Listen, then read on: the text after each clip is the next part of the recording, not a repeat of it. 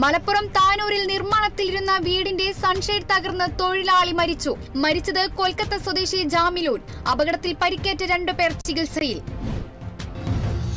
കോട്ടയം മണിമലയിൽ കാണാതായ 76-കാരിയുടെ മൃതദേഹം കണ്ടെത്തിയത് കളത്തിപ്ലാക്കൽ സ്വദേശി ഓമനയുടെ മൃതദേഹം. ഓർമ്മക്കുറവുള്ള ഓമന 6ന്റെ പടവുകൾ ഇറങ്ങിപ്പോകുന്ന CCTV ദൃശ്യങ്ങൾ പോലീസിന് ലഭിച്ചു.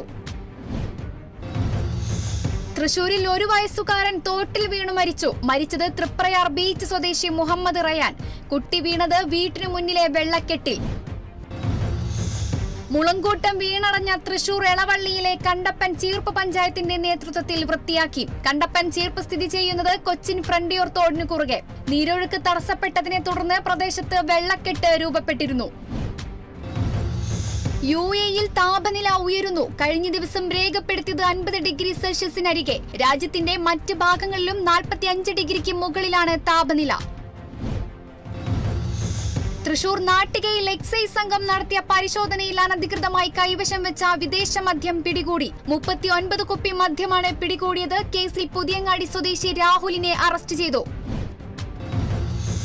സംസ്ഥാനത്തെ മഴ മുന്നറിയിപ്പിൽ മാറ്റം. എറണാകുളം ജില്ലയിൽ ഓറഞ്ച് അലർട്ട് പ്രഖ്യാപിച്ചു.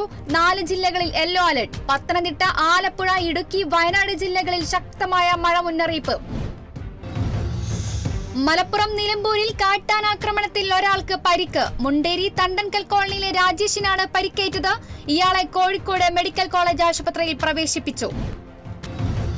തൃശൂർ മണലൂർ ഗ്രാമപഞ്ചായത്തിൽ നവീകരിച്ച പണിക്കർ റോഡിന്റെ ഉദ്ഘാടനം TN പ്രതാപൻ MP നിർവഹിച്ചു. ചടങ്ങിൽ പ്രദേശത്തെ 200 കർഷകർക്ക് ചന്ദന തൈ ഉദ്ഘാടനം ചെയ്തു. ചടങ്ങിൽ തൊഴിലുറപ്പ് തൊഴിലാളികളെ MP ആദരിച്ചു. തൃശൂർ വെങ്കിടങ്ങിൽ വൈദ്യുതി കമ്പിയിൽ നിന്നും ഷോക്കേറ്റ് ഒരാൾ മരിച്ചത് ബംഗാൾ സ്വദേശി ഹമറുള്ള ഹാരിസ്. മാങ്ങ പറിക്കുന്നതിനിടെ വൈദ്യുതി കമ്പിയിൽ നിന്നും ഷോക്കേൽക്കുകയായിരുന്നു.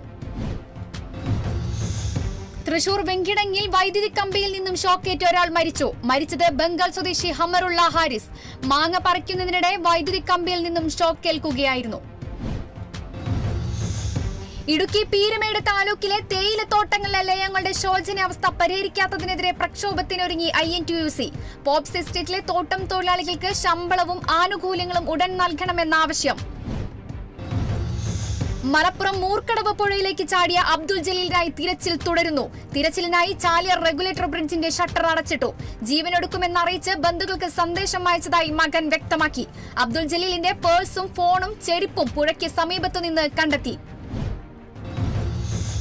വയനാട് മീനങ്ങാടിയിൽ MDMA-യുമായി യുവാവ് പിടിയിലായത് കണ്ണൂർ കാടച്ചിറ സ്വദേശി സുഹൈർ. ഇയാളിൽ നിന്നും പിടികൂടിയത് 113 ഗ്രാം MDMA.